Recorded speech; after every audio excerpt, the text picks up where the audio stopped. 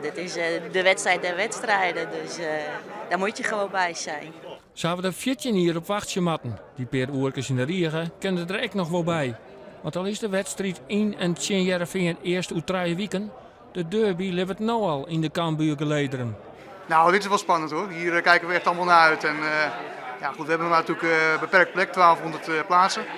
Dus het is dringen geblazen.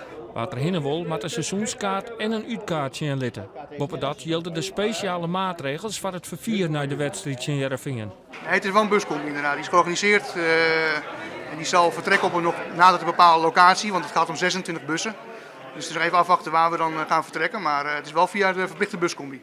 Je kunt niet op eigen gelegenheid, ook al heb je een kaartje, daar naartoe. Is niet mogelijk. Nee, alleen via de buscombi. In november 1989 wie de laatste Frieske derby. Die met 4 in woonwater door Heerenveen. Dat zal Cambuur net weer wil komen, denken de supporters. Wat verwacht ik?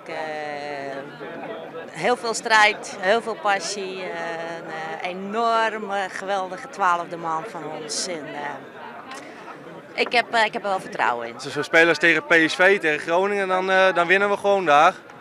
En met fanatieke publiek erachter. Nou, dan moeten we daar gewoon winnen.